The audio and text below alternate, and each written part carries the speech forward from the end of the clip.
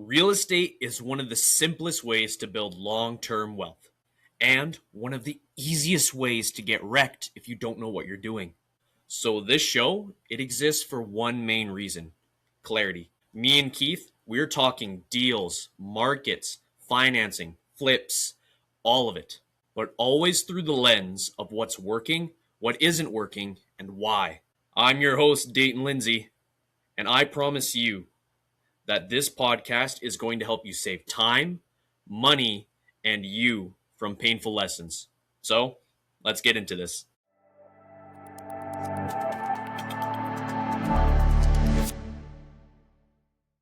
Yeah, I guess Mother Nature does not exactly play well with technology, does it? Hopefully we won't have that problem this time. Absolutely not. Not with blizzards. Perfect. Nope. Only blizzards that are awesome are from Dairy Queen. That's exactly right. Amen to that.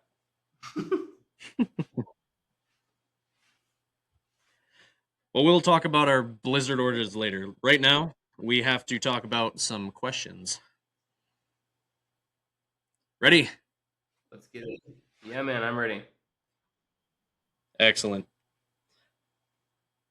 What do you do to reduce turns, damages, and late payments? We're still kind of on the topic of rentals as well. Yeah. What do I do to what? What do you do to reduce turns, damages, and late payments? Now, this is more or less going to your property management. Yeah.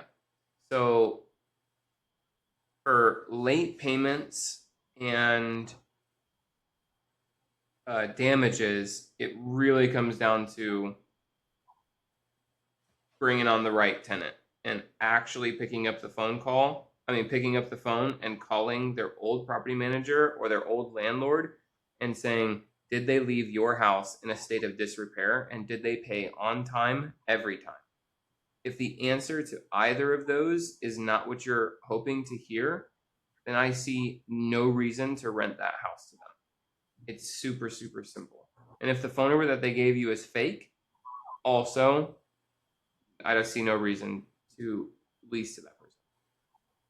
So that takes care of 2 out of the 3. The third one was, you call it turns. We call it turnover or lease ups. And that's your property management company. It also has to do with the tenant, of course. It's making sure that this tenant can pay for the house, making sure that it is what they're expecting. But it also has a lot to do with when things went wrong, did your property manager make them feel seen, heard, and valued and take care of their issue in a timely manner? If the property management company sucks, you're going to have massive turnover no matter the condition or the price point of your house. When something is wrong, people expect it to be fixed. And your house could be beautiful and it could be like even a little bit under fair market rent. But when something is wrong and they don't get taken care of, they see no reason to stay there and put up with that. And so I see turnover. Sure, it has to do with getting the right tenant. Sure, it has to do with the condition of the house. But I see the bigger variable as being the property management company itself. Okay. I guess that was a pretty easy question. Yeah, it was easy. 3 minutes in. So I know. Yeah, 3 minutes in. Yeah, it's going to be like a 10-minute episode, this one. I know we touched on this in an earlier episode when we were talking about raising the value of the home and or the property evaluation. Sorry, but what upgrades improve rentability? Now, I'm referring to, obviously, we talked about both the kitchen and the bathroom being the A players in renovating to increase the value of the home. But what, besides those ones, what would be the other upgrades you would do to improve rentability? I have something called a sizzle feature that I like to do in every property, whether I'm going to hold on to it as a rental, or I'm selling it retail. And a sizzle feature is just something that makes somebody say, wow, that's cool, you know? And I call it a sizzle feature because if you've ever been to a Mexican restaurant and you order your food and you're eating, you're totally content. The food is really great. It's scrumptious. It is everything that you wanted for. But then the waiter walks by with a sizzling fajita. It always turns your eyes. And you're like, man, my enchilada is really good, but that fajita sounds really good. And doesn't that look like it just tastes wonderful? So that's why I call it a sizzle feature. Okay. Sometimes this is something super basic, like installing a garage door opener with Bluetooth capability or Wi-Fi capability. And then you keep a little doohickey in your car. So as soon as you get within like 100 or 150 feet of your garage door, it automatically opens. That's okay. so easy. It's so basic. It's so everything. That way they're not constantly freaking messing with the. If you've ever had a garage door opener, everyone knows that what I'm talking about. Or you press it, it doesn't open. And then you press it again, Oh yeah, I and hate it that. doesn't open. So then you press it a third time, it starts to open, but you were so pissed off that you press it a fourth time that it makes it go down again. Well, with this thing, you never have to be frustrated by your garage door. You just pull up, and by the time you get there, it's fully open. To all the way to probably the fanciest sizzle feature. Oh, let me just give you a couple of examples. Another feature would be like a rain shower head. So go ahead and spend a couple $100 on a shower head rather than $40 for a basic one at Walmart. Go spend $200, $300, $400 on a shower head. Why? Because it's the woman who makes the decision on which house they buy. It's never the man. And if you're a man and you disagree with me, you're dumb and you're not going to be married for very long, if you're even married. The woman always makes the decision. In every house I have ever flipped, I am always catering to the woman. Always. I think I made this comment on the last episode, or the episode that we talked about the kitchen and the shower being the two most important places to renovate for a home. And I made the comment that guys would just be content with a lawn chair and a TV on the floor and a half blown up mattress and noodles from the Chinese restaurant from down the street. And it's like, perfect. All I need. Everything. I'm Low just one maintenance. content, happy man. Yeah. Yeah. So I'll go piss in the corner, and that's the not to say that I won't cater to men as well in my sizzle feature, but it would only be after I've catered to the woman. And so like that garage door thing, that's 100% catering to the man. The woman could care less most of the time. But a sizzle feature for the woman, there's a couple of really, really easy ones. Number one is a rain shower head in the master shower. A second one would be putting cabinet underlighting in the kitchen. That is awesome. And if it's motion activated, good on you. They shouldn't have to flip a switch. They should just turn on. And if you wanted to make it both, that's the best. So that if they wanted to keep it on like as a night light, sweet. An even better upgrade is getting it attached to your Alexa device or Google Home or Nest or whatever they're called. I have Alexa that is attached to all my devices. And so if I were to say, Alexa, light on, you'll hear it. I don't know if you could actually pick that up on the podcast, but I have stuff not that time hooked up to Alexa in my house. Light off. Alexa, light off. I don't know. It's just doing a little ba-doom.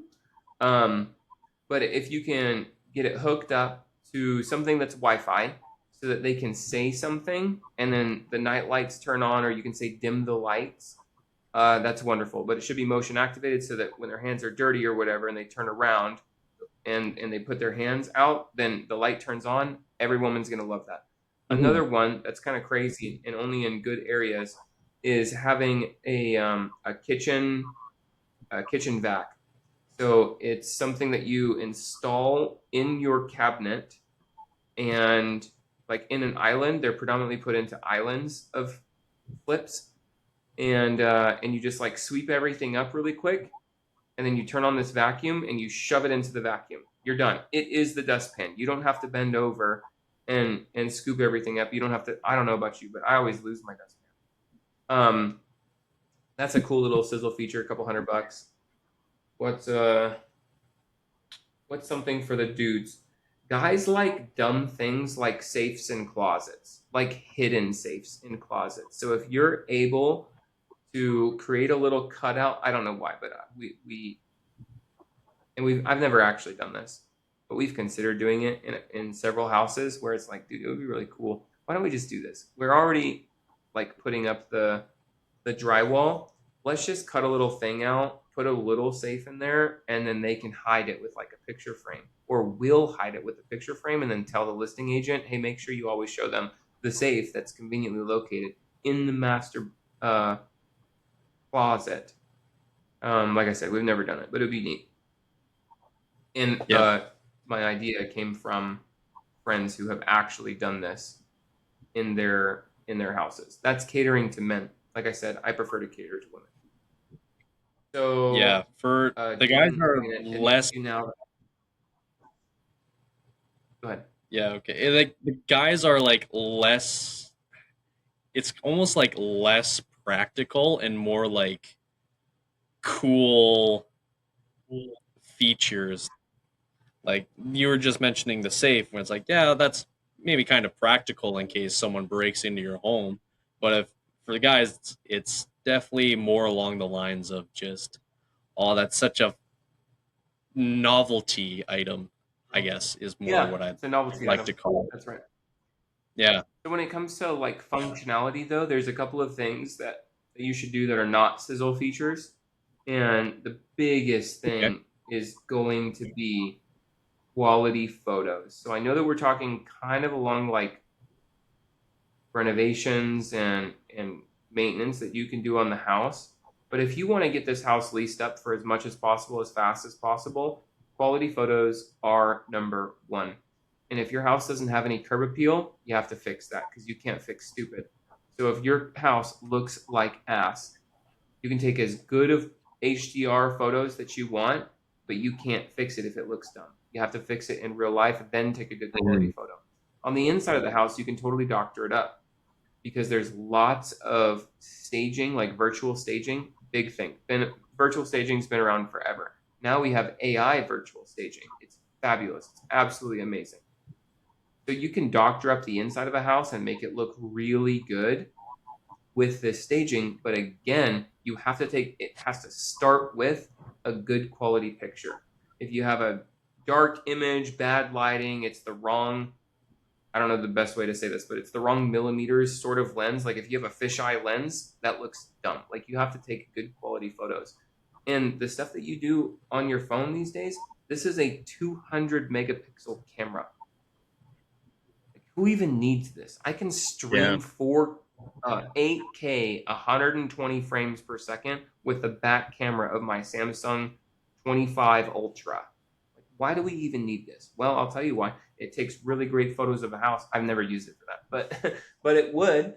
You need to take good quality photos, and that is going to cost you a couple $100 to get good quality photos. And then if you're to stage it, whether virtual or in real life, that's going to cost you, I'd say $500 at the minimum, $1,500 at the maximum. If you're actually going to have people cart in sofas and towels and all the cool stuff. That's going to get your house leased up quickly. It's going to make it look good. It's going to get you leased up for more. Why? Because people can envision themselves living in the house, and they're like, wow, this is dope. I'd love to. This is a beautiful home. When you can create that emotional attachment to your house. Me and my wife were looking at houses last night in our bed before we went to sleep. And there are houses that I can remember, that I can recall right now. Because as I was looking at the photos, I said, that's a beautiful house. Like I can envision myself living there. I would love to live in that house. You want your house to be that. The photos are probably more important than any sizzle feature or upgraded shower head, whatever. Just get good photos. Most important thing. Okay. All excellent points there. That, especially when talking about the selling features are always for the women. Always. Mm-hmm. Yeah, that's an My important next thing and final question to cater to. is, what is your yearly plan to increase NOI across a portfolio? I've kind of veered off the path on what we were talking about here, but it was a very important question I wanted to ask you in this one.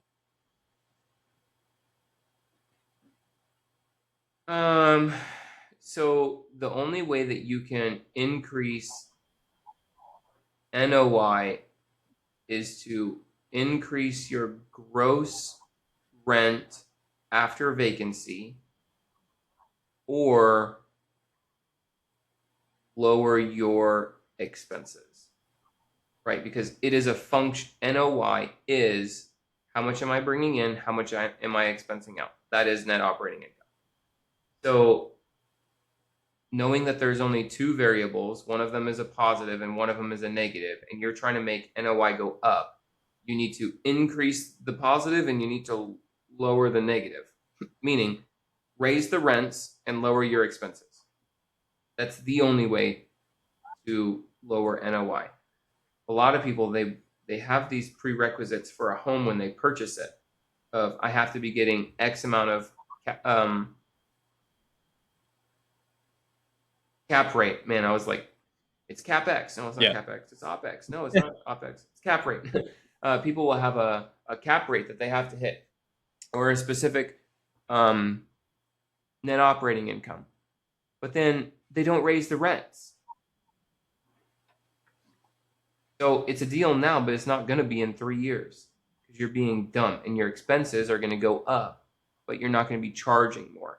We'll find way. Just follow the advice that we've talked about on this podcast. Raise your rent 3, 4, 5% every single year, and call your insurance company.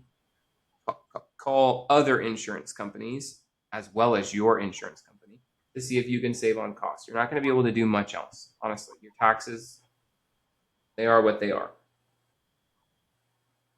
Okay. If you stay diligent with that, you will continue to get a very nice return on your rentals.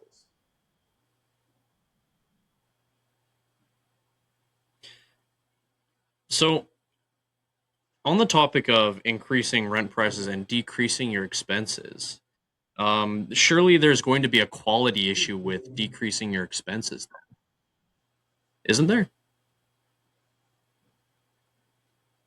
The biggest thing that you're going to have control over that fluctuates in price is your insurance, and your insurance is very cut and dry. Like if I were to, this is literally my insurance, whatever the paperwork is that shows like what my policy includes. I could sit here for a couple of minutes. There's so many pieces of paper here. Yeah. I could upload this to ChatGPT or Claude or whatever. Look, notice, this is craziness. Notice of terrorism insurance coverage. Do I really need terrorism insurance coverage? Like, is that a New York thing because they bombed the Twin Towers? I don't know. But like maybe I find, how do they define terrorism? Is that just somebody breaking into my house and vandalizing? I don't know. Truly, I don't know, and I should know. But like, no, what are they charging me for, that, and how do they define? Yeah, that's a good question. With that, I would imagine the insurance companies follows the, I'm forgetting what it's called. I want to say like the Black Laws Dictionary, where they have a whole slew of definitions outlined that they use in the Yeah. like creating government exactly contracts right. and writing policies. But I don't know if that would apply to insurance. Policy, which is huge. I mean, the policy itself is like 60 or 80 pages. It's absolutely massive. There is a glossary of terms. It's basically they're defining everything in here, and every proper term is always capitalized, and those capitalized words, like their nouns, all of them have to be defined in that glossary of terms. So Okay. you could upload this Makes sense. and say, what am I paying for? Again, use AI. People should be using this. I use it all the time. Analyze my insurance policy and see if there's anything that I'm paying for that I don't really need to be paying for. So here's the thing, that whole terrorism thing, I don't know what it means, but if I read it and it was like somebody, like if there's a, how would the state of Florida define an act of terrorism? Like with what's going on in our country. Well, if there's an ICE protest and somebody damages my house, maybe that's what's covered under terrorism insurance. Nobody has to create a freaking pipe bomb or whatever happened in that, putting it in a crock pot with the whole marathon thing. Maybe they don't have to be actual, like literal terrorism, like what I think of with terrorism, but maybe it could be just a protest. Think about 2020 when there was like people lighting cars on fire in protest or riots. Maybe that's what's considered an act of terrorism. And if that's the case, and I'm only paying $1.32, think about this. Like these are real costs. $1.32 for this act of terrorism that'll cover $150,000 of damages. Am I okay with $1.32? Heck to the yeah. Absolutely. I don't care. Right? But if it's something that's like crazy atrocious, I don't even know what they're. Think about tornado. What if I was paying for tornado insurance in New York? New York doesn't get tornadoes. I don't want to be paying for tornado insurance. I'm not paying for tornado insurance, but pretend I was, and it was like $9 a month for tornado insurance. That's stupid. Let's take that off. So use AI and then ask your existing company, is there anything that we can take off of this? Can I save a little bit of money? Get quotes from others, compare their coverage with yours. What are your deductibles? What is your coverage? Apples to apples comparison. What's the best value? I use AI for this sort of stuff all the time. What's the value? Not the cost. People are too worried about the cost. Well, this one's $147 and this one's $150. Right, but if the one that's $150 is like way more value and it's only $3 more, I'm gonna go with the one that's actually more expensive because it's a better value. Don't look at the cost, look at the value. Keith, I think that's an excellent point to end today's episode off on. Yes. All right, y'all. I want to remind everybody, since I didn't remind anybody in the last two episodes, that if you have questions that you want answered, go ahead and comment or send us a message and we'll answer it. Yep. See you on the next episode. Comment below and I will definitely add it to my list of questions. Real estate isn't magic. It's a skill. And the people who win long term are the ones that keep stacking the reps. That means learning, analyzing, staying patient, and making good decisions. If you want to keep building that skill with us, make sure to subscribe and send this to someone who needs to hear it, because I know you know someone that needs to. Anyways, that's all for today. Take care.